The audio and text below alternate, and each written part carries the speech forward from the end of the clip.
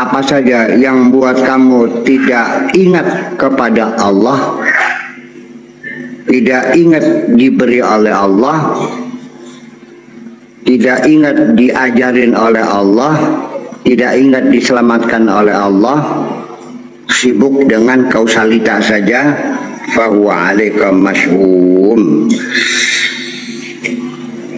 Itu merupakan bencana bagi kamu.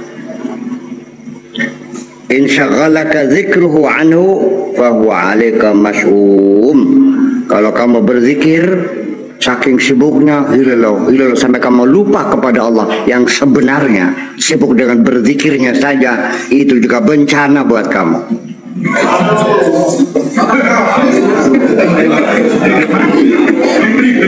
Kata Allah, gadak gedekmu enggak gue bayar, gadak gedekmu tidak gue bayar. Yang ku bayar adalah kerinduan yang ada di dalam hatimu itu.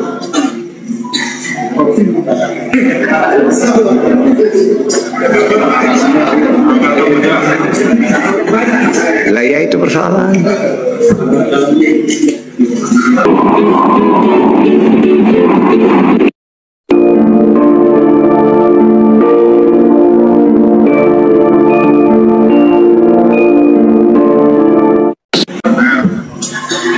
Sedangkan kamunya merasanya itu akan mendapat imbalan yang besar. Enggak dibayar.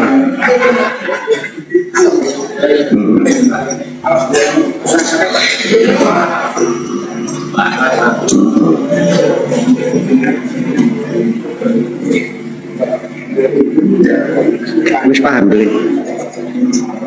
Yang kubayar adalah kerinduan yang ada di dalam hatimu, kesaduan hatimu itu. Paham nggak? Yang kubayar adalah kesedihanmu itu. Ya. Apalagi engkau menyebut nama Tuhanmu sambil bermain-main dan sambil bernyanyi-nyanyi. Aku tidak berkenan seperti itu. Sambil berlagu, ya Rabbana, ya Rabbana, tertampak sih lah.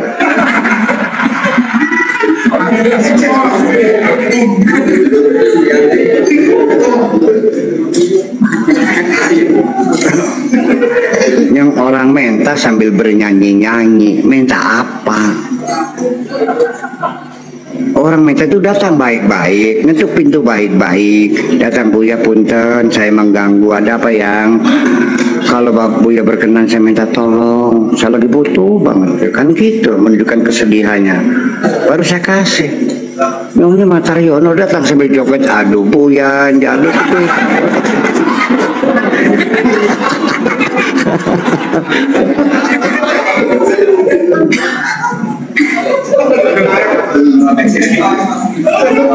Terbaik kalau pakian sekelatokan yang dasar sisan ngecek gitu. Ya itulah kira semacam itu. Jadi kalau doa-doa yang dibaca dengan lagu-lagu itu mah namanya doa seremonial, doa pantas-pantas sebagai penutup acara. Doa seremonial pantas-pantas untuk penutup acara. Yang keempat adalah doa ditutup oleh Bapak Kiai Haji Taryono. Dipersilahkan. Itu doanya setengah jam selesai. Ya sampai doa kunut dibaca, doa akasan nur buat dibaca semua. Ketika ditanya kamu minta apa, nggak tahu. Nggak ngerti kok. Iya. Fahuwa alaika masy'um. As-salatu was-saumu wal hajju. Sekalipun salatmu, puasamu, hajimu, wa jami'u af'alil khair, segala kebaikan yang kamu lakukan, fakullu dzalika 'alaika masy'um, itu adalah bencana buat kamu.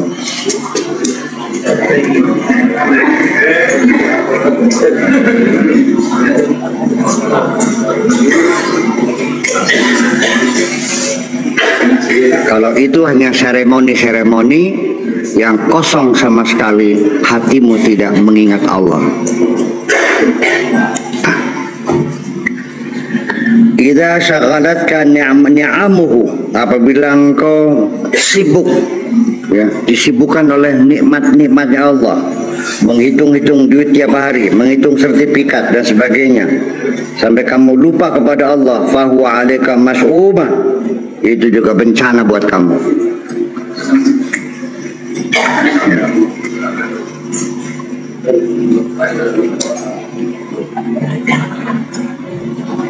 Qabalta ni'matahu bima'asihi, kau jawab kenikmatan Allah dengan kemaksiatan-kemaksiatanmu itu.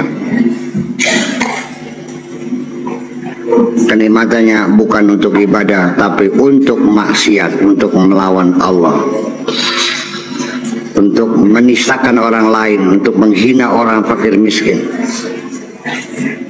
Ya.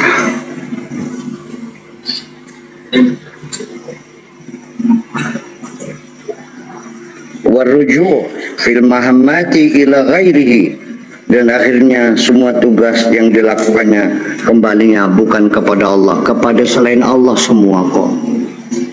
Untuk mertua, untuk segala macam, untuk atasan, untuk bawahan, untuk tetangga, untuk para konstituen semuanya.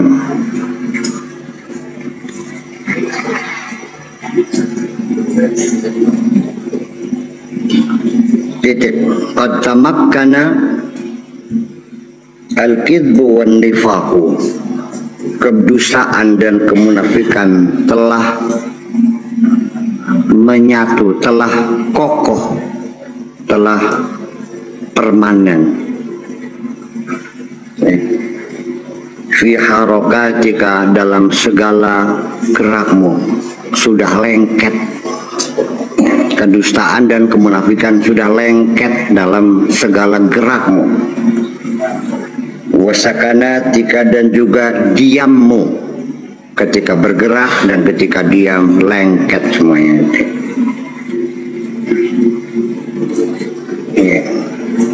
Wasuratika, dan juga surahmu, bentukmu, gambarmu, rupamu. Wa ma'naka, dan maknawimu, spiritmu. Fi lailika wa naharika, baik siang maupun malam, semuanya dalam kedustaan semuanya. Diamnya munafik, bergeraknya munafik, ngomongnya munafik, mingkamnya munafik semuanya. Siang munafik, malam munafik juga.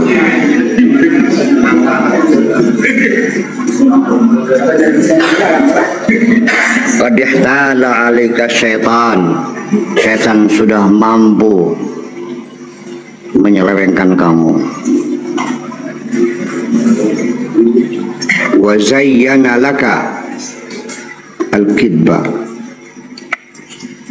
wal a'mal al-qabiha, setan sudah berhasil menghiasi, memoles-moles, memake up kedustaanmu itu, dan memake up a'mal al-qabiha, perbuatanmu yang buruk itu di make up oleh setan sehingga kelihatan cantik semuanya.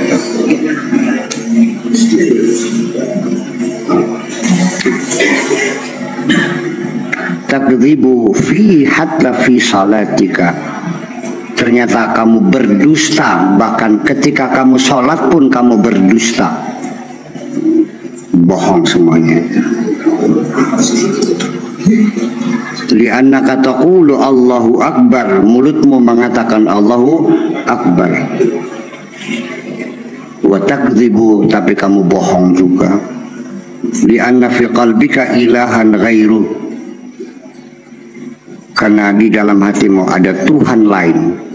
Mulutmu mengatakan Allahu Akbar, di hatimu ada Tuhan lain.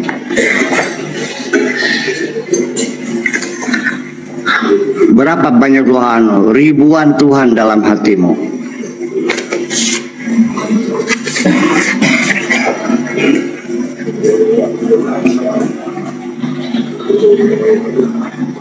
Berapa? Silakan hitung. Kullu ma ta'tamidu alaihi fahuwa ilahuka. Apapun yang kau andalkan, itulah Tuhanmu. Berapa yang kau andalkan? Atasanmu, mertuamu, kiaimu, santrimu, uangmu, wibawamu, pengalamanmu, semua apapun yang kau andalkan, itulah Tuhanmu. Termasuk ilmu. Mengandalkan.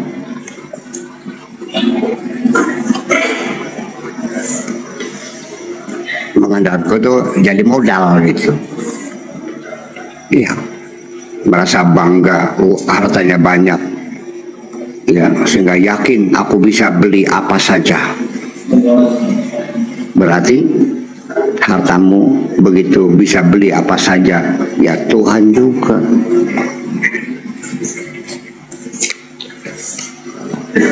Berapa banyak yang kau andalkan di dunia ini tak terhingga.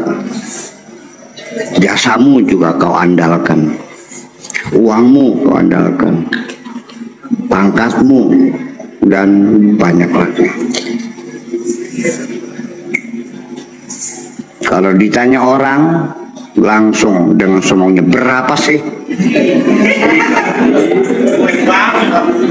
Kecil.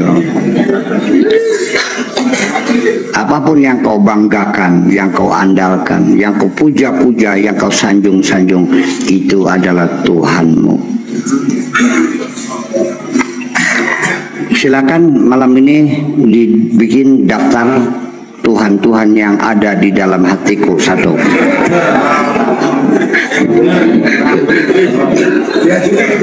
Ya.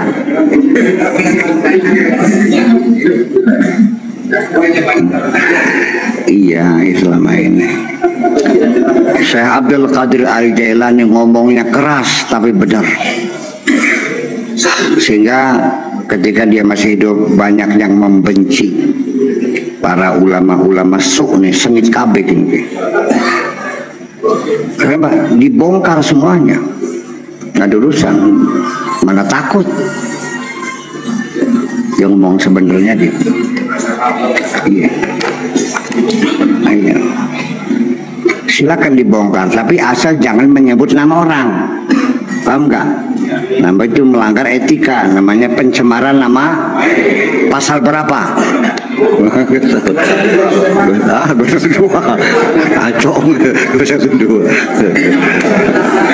Itu mah reuni. Ya.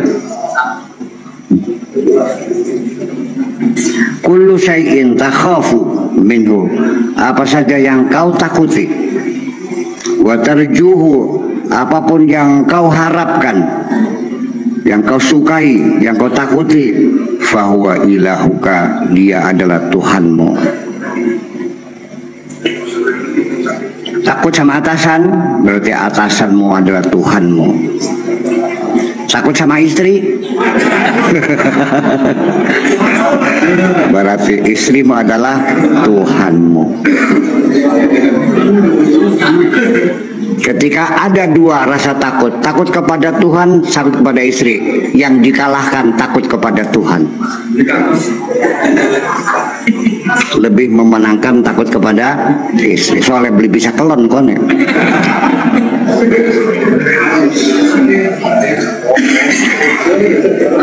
Paham? Ada di sini yang Tuhannya istrinya? Bukan dipaham dengan bahasa yang gamblang. Siapa sih kalian yang ngerabi?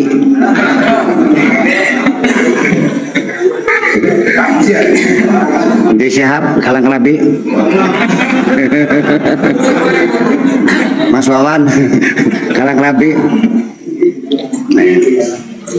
Silakan jawab sendiri aja. Saya tidak menuduh Anda, saya bertanya kok. Ya. Oh ya gitu. Ya itulah.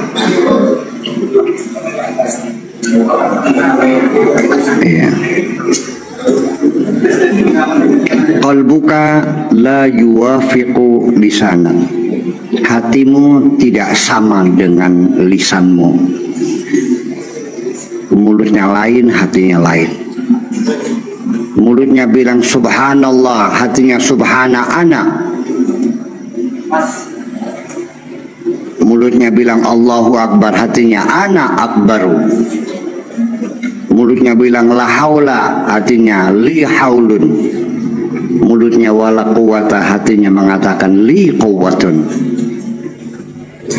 Hati mengatakan subhanallah, hati mengatakan subhana ana.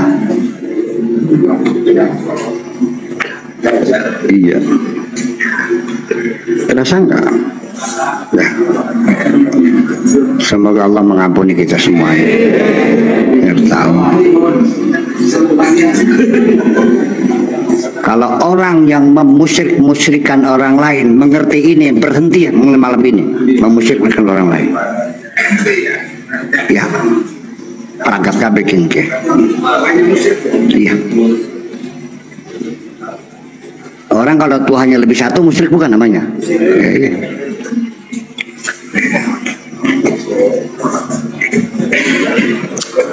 Iya. Orang yang memusyrik-musyrikan orang lain itu adalah orang yang merasa dirinya tidak musyrik.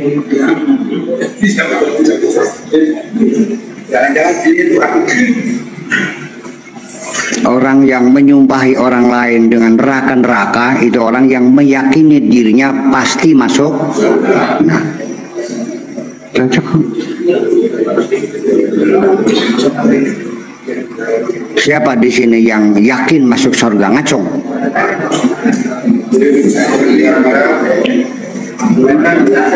Ya sudah, kalau kamu tidak bisa mengatakan aku yakin masuk surga, ya sudah, jangan ngapir-ngapirin orang dong.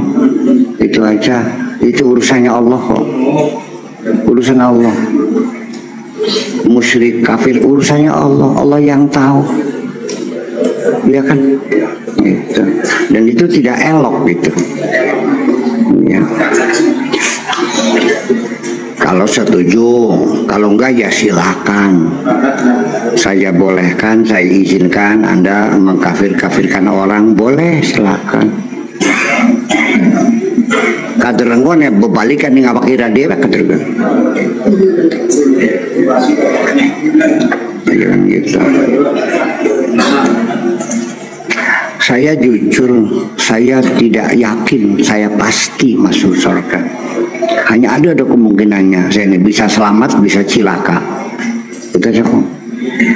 Kedua-duanya adalah mungkin. Untuk itulah kalau kita yakinnya seperti itu, berarti kamu pasti terdorong untuk selalu minta ampun kepada Allah. Itu aja.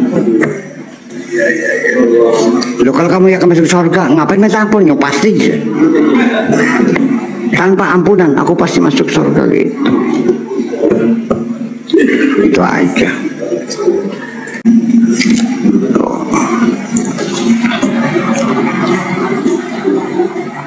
Ini bukan kata saya, ini kata Syekh Abdul Qadir Jadi kalau Anda tidak setuju, silahkan protes kepada Syekh Abdul Qadir Al-Jailani. Kader wong wis mati kene.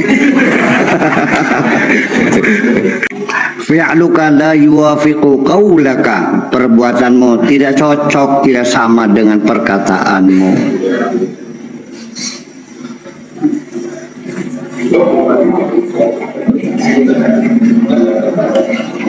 Qul Allahu Akbar alfa marrah, katakan Allahu Akbar 1000 kali, biqalbika dengan hatimu, wa marratan bilisanika, sekali saja kau katakan Allahu Akbar dengan lisanmu itu. Katakan 1000 kali Allahu Akbar yang keluar dari hatimu. Katakan Allahu Akbar sekali saja yang keluar dari mulutmu itu. Jangan dibalik. Kafir. Oh, takbir.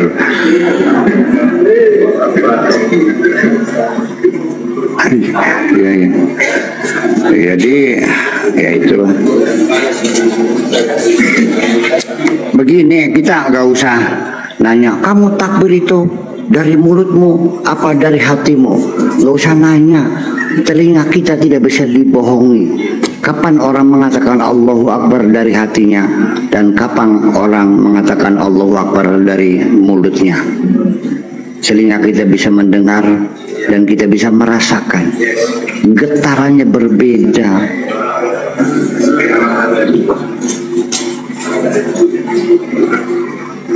Iya, saya bisa membedakan orang perempuan bilang aku cinta kepadamu, niatnya ngeret, paham saya. Dengan yang bilang aku cinta kepadamu dengan tulus, saya paham. Getaran suaranya berbeda. Iya. Iya, itu getarannya itu namanya high frequency active auroral.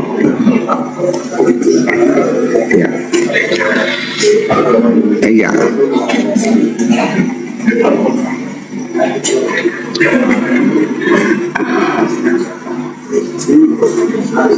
Auroral aktif, ya, high frequency, frekuensi tinggi dan aktif. Artinya bisa mendorong mantel bumi, ya, pelindung bumi, langit bumi yang melindungi ini bisa didorong dengan hak.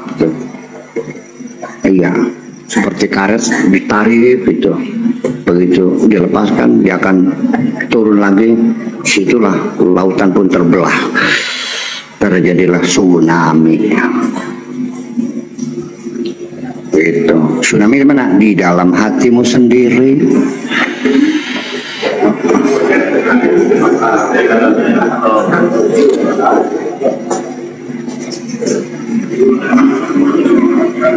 Apa tsunami kok?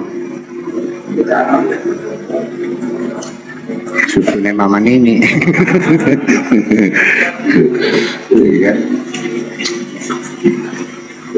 Ma tastahi an taqula la ilaha illallah walaka alfu ma'bud. Kamu tidak punya rasa malu mengatakan la ilaha illallah, tidak ada Tuhan kecuali Allah. Walaka alfu ma'budin ghairahu, ternyata kamu punya Tuhan 1000 Tuhan selain Allah itu.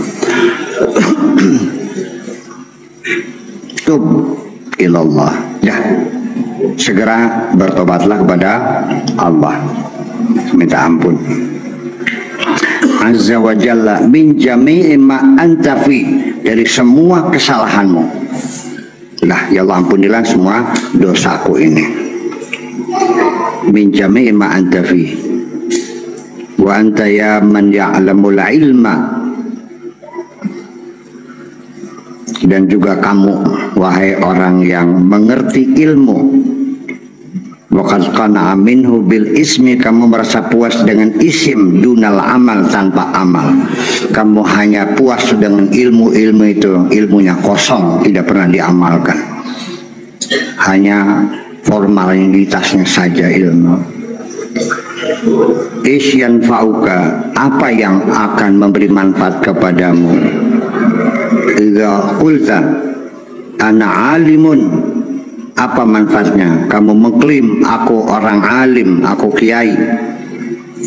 Faqad kadzibta, padahal kamu berdusta. Kaifa tarda li nafsika, bagaimana engkau merasa puas terhadap dirimu? Annaka ta'mur ghairaka, kamu suruh orang lain bima la ta'malu, apa yang tidak pernah kamu lakukan. Beli isi dari jarkoniku. Apa jarkoniku?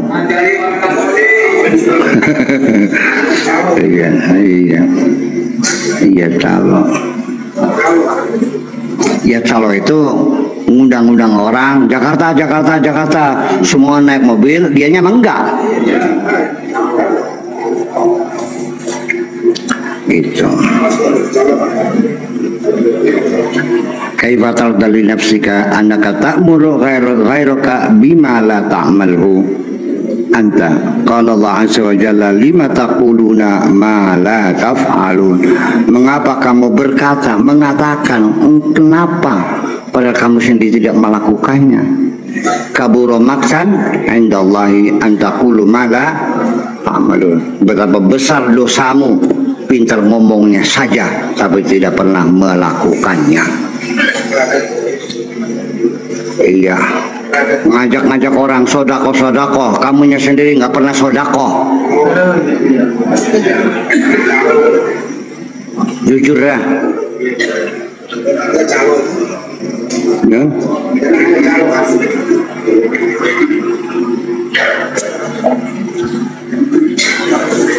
Kamu bayangkan si Abdul Qadir Jilani kayak apa? Omongannya segini galaknya. Kalau orangnya kayak apa? Ya kan? Ya, kayak apa tegasnya itu orangnya ya.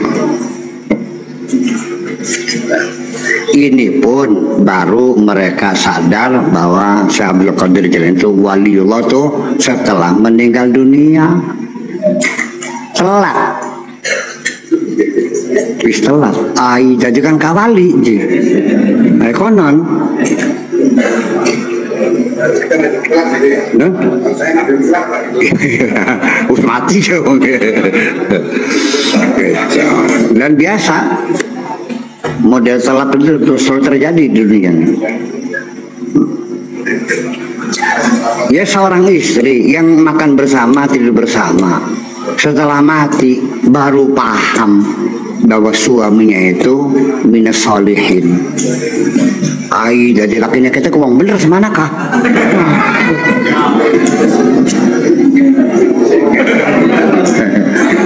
Iya. Salat maning baik. Akhirnya seumur hidup nangis lagi, mewek lagi. Ya kecewa. Kenapa aku tidak memuliakan suamiku dulu? Iya. Ya karena selama hidup dirasakan menjengkelkan. Iya, tetangga sebelah barat jam 2 malam sudah ke sawah menggiring-giring air. Tetangga sebelah utara jam 4 sudah ke pasar. Suaminya sendiri masih gede-gede aja. Sampai jam 9 pagi nggak berangkat. Akhirnya sejarahnya ditarik, disapetkan ke kepalanya. Perang sana tasbih bisa digoreng gua perang sana.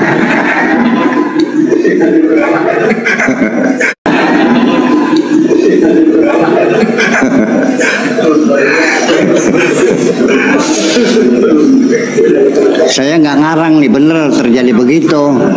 Ya ada, tapi jangan disebut namanya ya.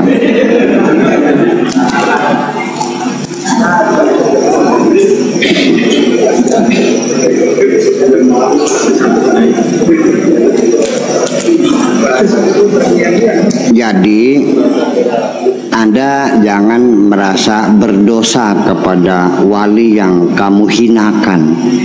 Malah walinya senang dihina kamu tuh.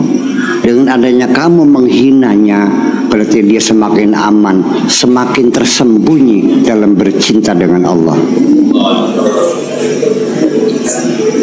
Paham nih? Pakai sih menyewa tuh aja nih.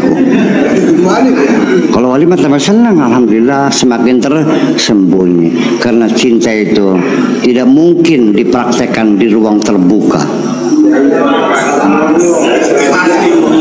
Terus paham? Kari demenan ku enak kayak bengi jam loro nih sore keresem.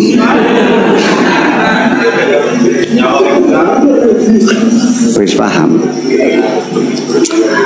Yang tahu mungkin kamu belum pernah merasa kemesraan sih ya. Dengan istri pernah mesra nggak lo? Kan?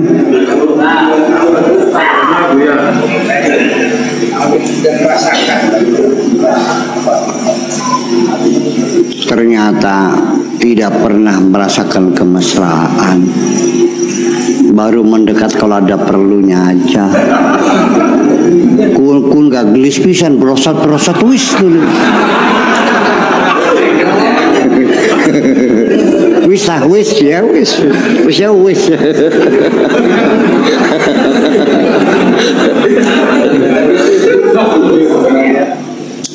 Iya. Ya tanpa pemanasan, tanpa belayan kemesraan nggak ada.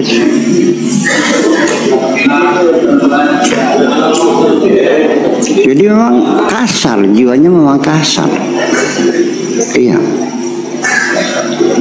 Padahal mah saya kasih tahu ya, bukan kelezatan itunya yang membahagiakan tuh, kemesraan yang ada di dalam hatimu itu. Iya, kalau kelezatan itu mah hanya secepretan kepragat terus. Tapi kemesraan di hati, kesejukannya sepanjang hari. Kita merasa segar. Dipaham sih beneran. Iya, itu.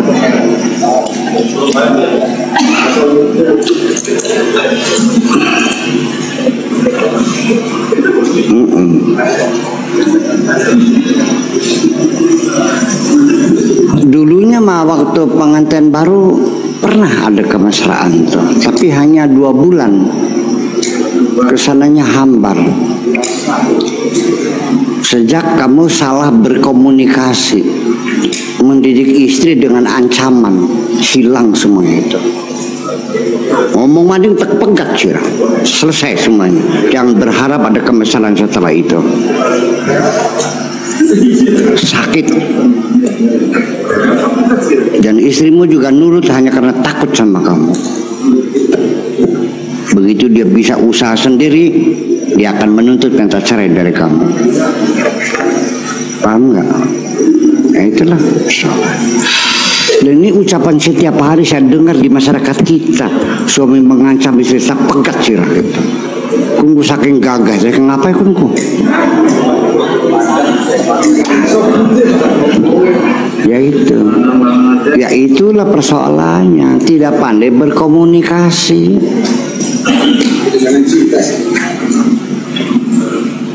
Iya. Kadang-kadang juga bukan ancaman, sampai berupa hukuman, tampar, dan dia tidak merasa berdosa karena ini perintah Tuhan, tampak sirah.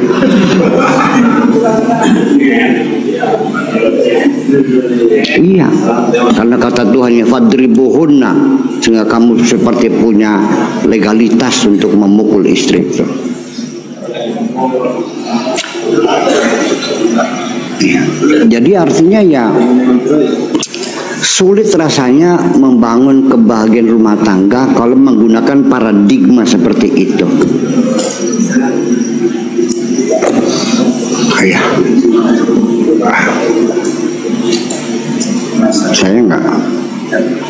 Saya nggak yakin Allah menyuruh kamu mukul istri kok. Enggak.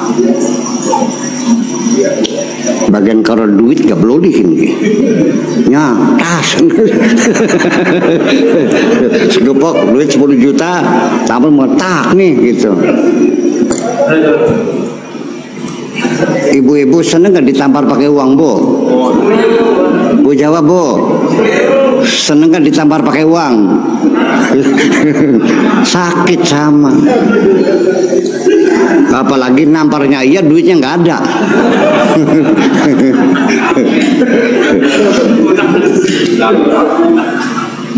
Itulah. Non, iya. Jadi komunikasi kita dalam membangun rumah tangga itu komunikasi destruktif semuanya. Iya. Bukan komunikasi yang apa namanya yang kondusif, ya. Komunikasi yang membangun, ya, membangun kemesraan, saling pengertian, saling ya kan gitu. Ya itulah kadang-kadang. Oke, saya ingin mengatakan begini, bisa enggak kalau ternyata memang tidak bisa ada titik temu antara suami istri, dan memang tidak mungkin akan sama, yang istrimu perempuan, kamunya laki-laki, gak bakal sama. Itu sama seperti air dengan minyak, dikocok-kocok nyatu, taruh besok pagi sudah misal lagi gitu. Bisa nggak kira-kira diabaikan saja perbedaan antara kamu dan istrimu, tetap kamu mesra, tetap tidur bersama, makan bersama, ya kan, bangun bersama, perbedaan yang ada kamu abaikan. Umpamanya suaminya tidak mau kunut, suaminya tidak pakai usolli, istrinya kencang kunutan, usolli. Oke, kalau begitu tidak usah berjamaah, tapi tidur bareng. Bisa nggak? Ya harus bisa dong. Nggak ada hubungannya itu mah. Bahwa sholatmu tidak ada hubungannya dengan kehidupan rumah tangga. Kalau suamimu tidak sholat, jangan minta cerai, biarin aja. Tidur aja bareng-bareng. Toh kawin kan di urusan dunia. Tidak ada transaksi bersama-sama di surga kok enggak. Wala taziru waziratu wizra ukhra wa in tad'u muthqalatun ila himliha la yuhmalu minhu syai'. Masing-masing memikul dosa masing-masing. Karena dia itu tidak patuh perintah Tuhan, di akhirat suaminya masuk neraka, istrinya masuk surga. No, tolong, nggak bisa. Goodbye. Bonggan kalau kena beli nurut ikannya. Jangan begitu. Gak ada apa-apa. Bisa nggak begitu? Nah ini jadi persoalan. Jangan memaksakan rumah tangga harus semuanya sama. Tidak mungkin terjadi. Perasaan laki-laki nggak mungkin sama dengan perasaan perempuan. Seleramu berbeda, pikiranmu berbeda, ideologimu berbeda, sejarahmu berbeda, pendidikanmu berbeda, organ tubuhmu juga.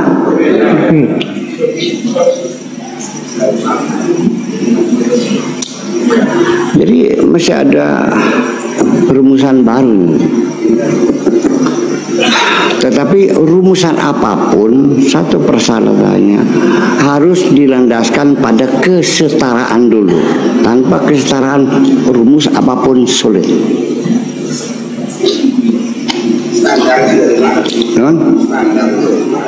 Standarnya, laki perempuan setara enggak? Di mana setaranya?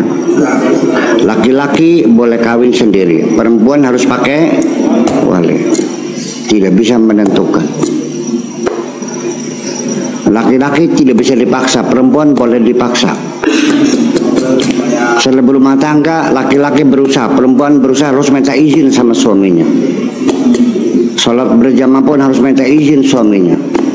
Dan harus mengharapkan hanya pemberian sang suami. Kemudian ketika suaminya sudah bosan, dicerai kapan saja jadi. Di mana kesetaraannya?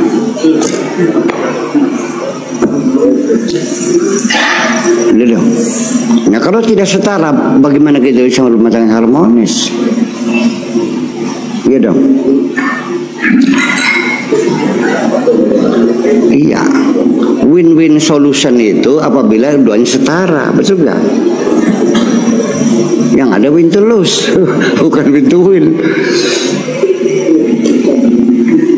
Itu persoalannya. Ya. Ya itulah. Jadi nggak seimbang.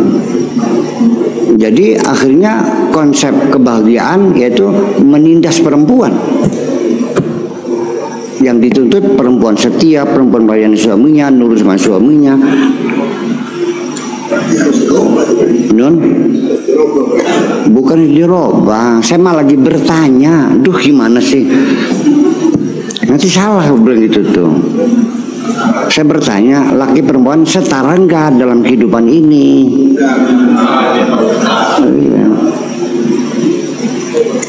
Ya kan gitu. Jadi yang sebenarnya bagaimana gitu? Saya kan bertanya gitu. Silakan Anda menjawab. Masa nanya nggak boleh? Boleh nggak bertanya? Gitu.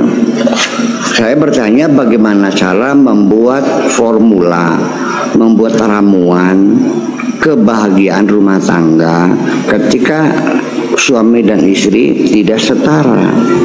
Akhirnya kan terjadi kan Ya. Yang terjadi adalah hubungan subjek dan objek. Laki-laki sebagai subjek, perempuan sebagai objek. Jadi yang beri standar rumah tangga bahagia kalau suaminya bahagia. Penderitaan istri tidak pernah diperhitungkan. Itu celakanya. Oke.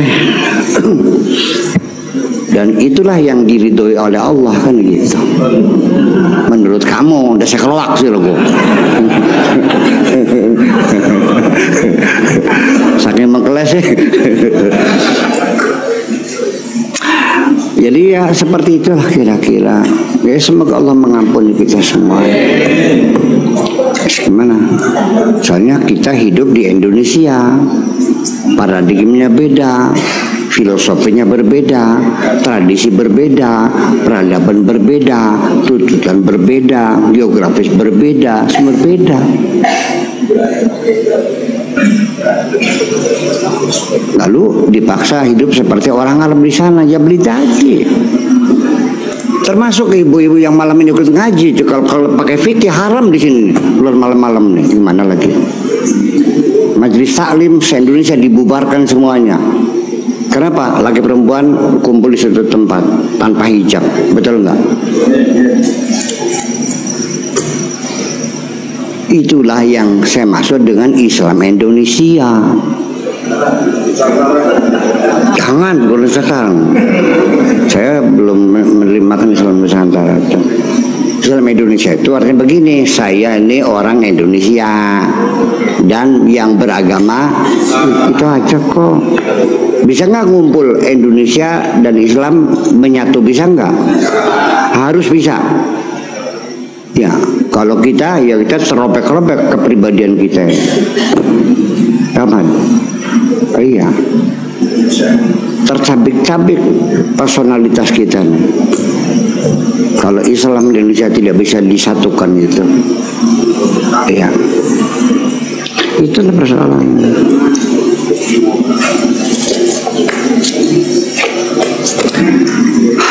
Angel teman ngomong kreator yang saya ngomong salah nggak sih? Iya, saya bertanya kan gitu. Begini Bu ya, dalam kehidupan kita itu kan menggunakan logika ya. Iya. Akal, logika dan pikiran itu diberi fasilitas dengan adanya panca indera. Iya. Artinya mata, pendengaran dan pengucapan, penciuman dan perasaan dan ini. Nah, ketika jasmani atau ke rohani, jasmani atau rohani masuk ke jasmani itu mungkin sangat mudah, tapi ketika jasmani itu masuk kepada rohani itu sangat sulit Bu ya. Suatu contoh begini, keris dengan berangka. Kalau keris masuknya kepada werangka itu sangat mudah, tapi ketika werangkanya masuk keris itu sangat sulit sekali. Nah, yang dimaksud tadi bahwa adalah konsep daripada artinya menyatukan ke jasad dan ke rohani itu maksudnya kan begitu. Dan kedua juga ada yang mengatakan apakah penyatuan antara jasmani dengan rohani itu Bu ya, atau yang tadi atau jasmani masuk kepada rohani itu sangat sulit ketika tanya Bu ya. Ini kenyataan di lapangannya begitu Bu ya. Kenyataan melihat begini, jasmani. Kalau kita lihat firman Tuhan, wa idza sawaituhu wa nafakhtu fihi mir ruhi, berarti roh itu ada di dalam jasad, bukan jasad di dalam roh. Ya, di dalam jasad ini. Jadi roh kita ini terbelenggu di dalam penjara jasad ini. Makanya kalau ingin orang rohaninya bangkit, ya jasadnya jangan dimanjakan, itu dikendalikan. Kalau enggak ya terpenjara. Semacam itu.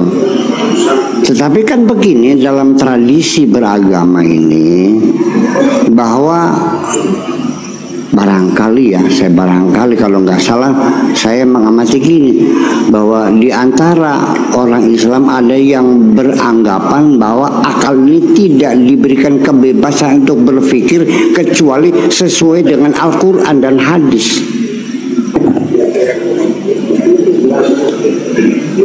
Ketika berlawanan stop, tidak ada kebebasan.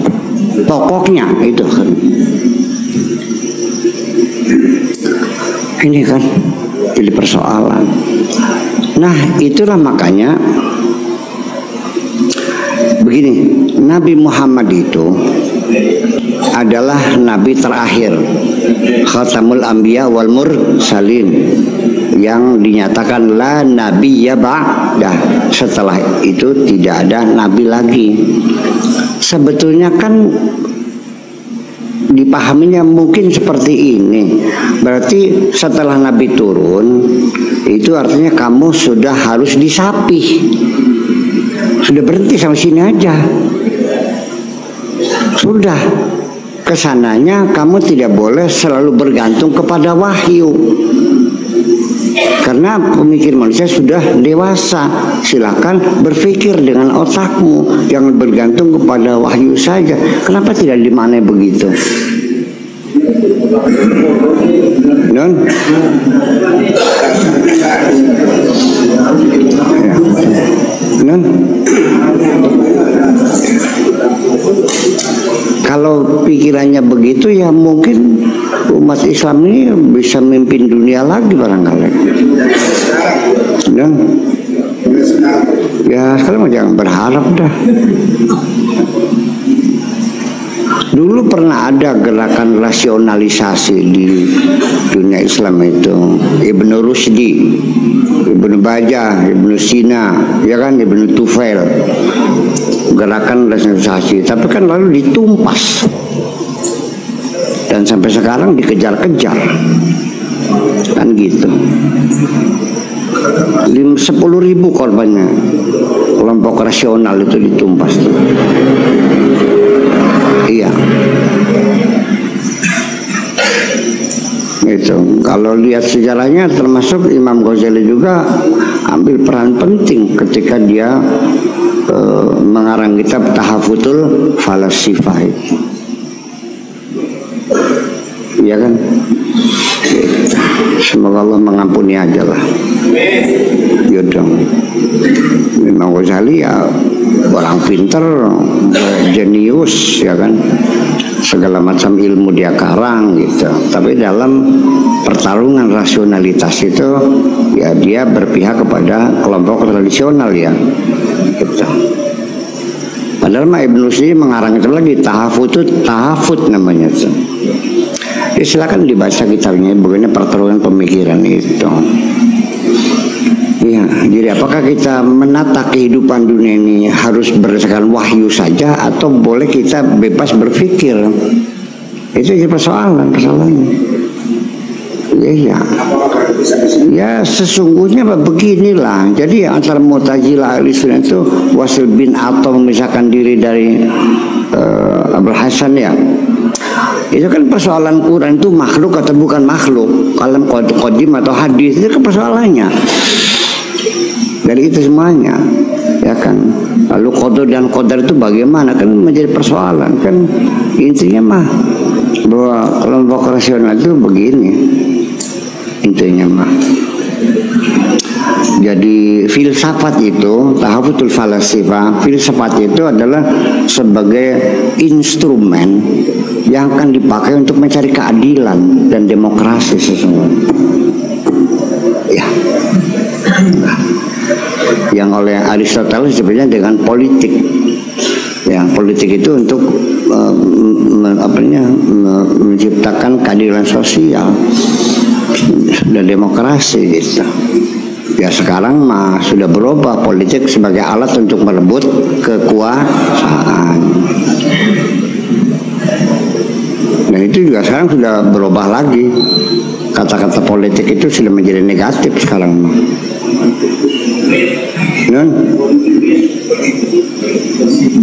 Dulu kan namanya politikus ya, dipisah ngucapannya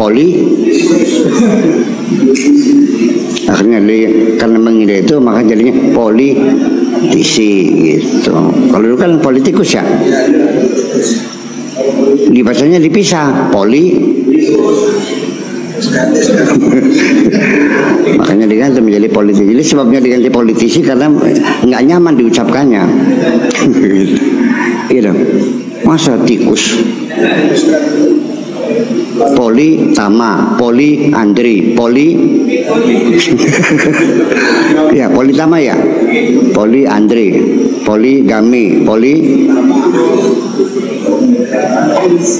Jadi kalau politikus sebenarnya banyak tikusnya gitu. Nah itulah gitu. Itu sebabnya kenapa diganti jadi politisi, supaya bahasanya jangan dipisah gitu. Itu alasan bahasa tuh. Iya dong.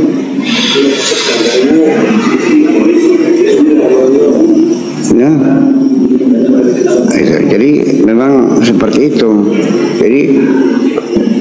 Jadi keris itu adalah rohnya, apa sarungnya, kerangkanya itu namanya jasadnya, dimasukkan selabu dan nafakhtu fi min ruhi di dalam. Jadi roh kita ini terpenjara di dalam jasad kita. Kalau jasadnya dimanja terus, semakin dimanja, semakin diturutin semua, ya rohnya semakin kelenger. Akhirnya beli urung bener akhirnya. Ya, tertindas. Ketika jasad kita tindas, bulan puasa aja, nggak harus puasa 40 hari nggak makan nggak minum ya, puasa biasa saja 9 puasa. Kita kan muncul kepedulian sosialnya.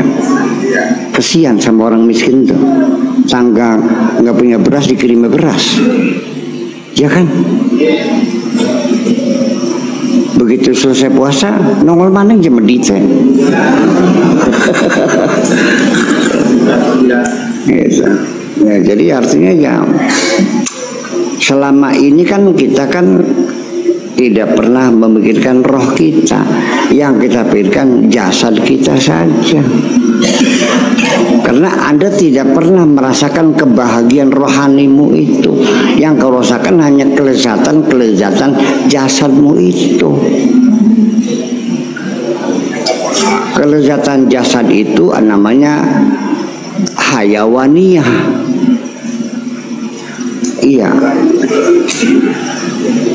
Kalau kebahagiaan rohani itu namanya ruhaniyat, spiritual. Betul. Jadi tidak pernah merasakan kebahagiaan ruhani, yang ada hanya kelezatan jasadi. Kelezatan jasad itu hanya kelezatan yang semu sesungguhnya. Apalagi kalau kelezatannya dicapai melalui pelanggaran aturan, dan itu akan membawa siksa semuanya itu. Iya, kamu merasa lazat sekali, kecangkingan, ya kan? Terjadi ejakulasi, penyesalan dalam pikiranmu nggak lepas itu, kekecewaan, kegelisahan, dengan terus lemah. Iya, dan itu siksa. Lalu di mana enaknya? Dipaham-paham bersama. Iya. Itu Syekh Abdul Qadir Jailani itu mungkin artinya jasmani kita itu harus ditekan sehingga menjadi bahan dan rohani. Nah, ketika Buya menjabarkan bahwa itu ada sesuatu persamaan atau penyatuan antara jasmani dengan rohani, begitu kan, barangkali kira-kiranya begitu Buya? Ya iyalah, artinya begini. Saya juga tidak bermaksud untuk menindas jasmani total sehingga tidak bisa berkutik lagi.